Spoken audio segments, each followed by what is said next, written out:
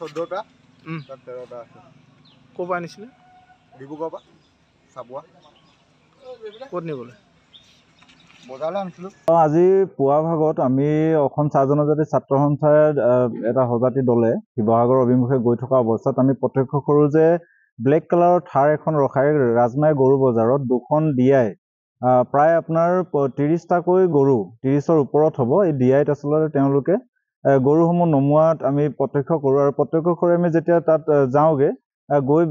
তাত গৰুৰ চালকসকল বা গাড়ী চালকসকলক আমি সোধপোছ কৰোঁ তেওঁলোকে কয় যে যোৱা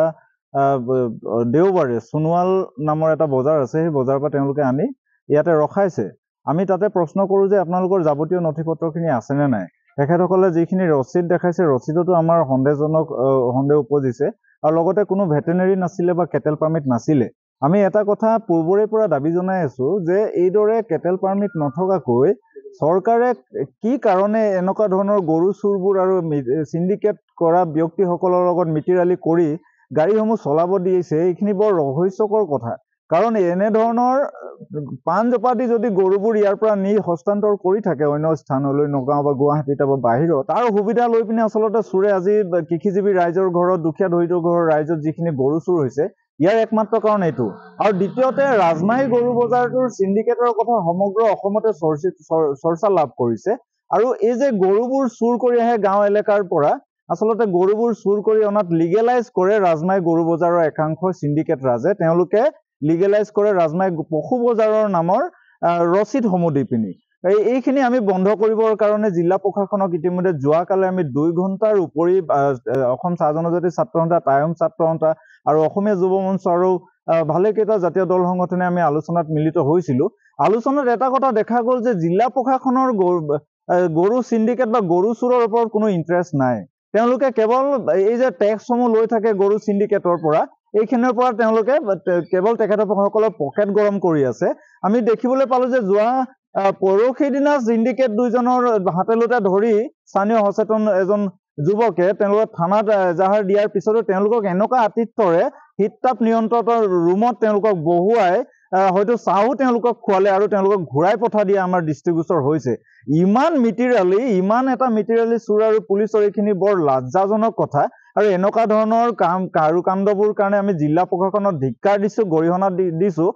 ডিজিপিক এই ক্ষেত্ৰত হস্তক্ষেপ কৰিবৰ কাৰণে আমি বাৰম্বাৰ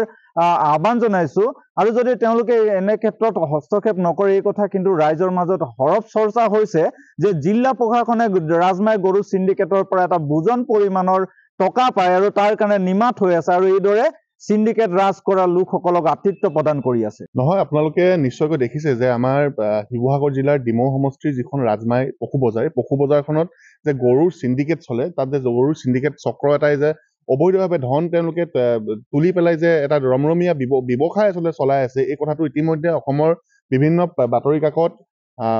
টেলিভিশ্যনত ইতিমধ্যে সবিস্তাৰে প্ৰকাশ পাই আছে আপোনালোকে জানে যে যোৱা পৰহি 2খন আচলতে গৰুৰ গাড়ী জব্দ কৰা হৈছিলে আচলতে স্থানীয় লোকে আচলতে সেই গাড়ীকেইখন চাইছিলেগে সেই সময়ত আচলতে উক্ত গাড়ীকেইখনৰ পৰা ৰাজমাহী যিটো গৰু চিণ্ডিকেট চক্ৰ আছে চিণ্ডিকেট চক্ৰৰে 1500 কোটি টকা যিটো আচলতে গৰু গাড়ীকেইখন আহিছিলে আপোনাৰ বৰডুমচাৰ গৰুকেইটা ৰাজমাহীৰ পৰা আচলতে অন্য জেগালৈ যেতিয়া পাৰাপাৰ কৰিব লাগিব তাৰ বাবে তেওঁলোকে 1500 টকাকৈ আচলতে গৰু চিণ্ডিকেটৰ এটা পইচা উঠায় আৰু সেই পইচা উঠোৱাৰ এটা ভিডিঅ' স্থানীয় এজন যুৱকে ভিডিঅ' কৰি পেলাই সেয়া সংবাদ মাধ্যমত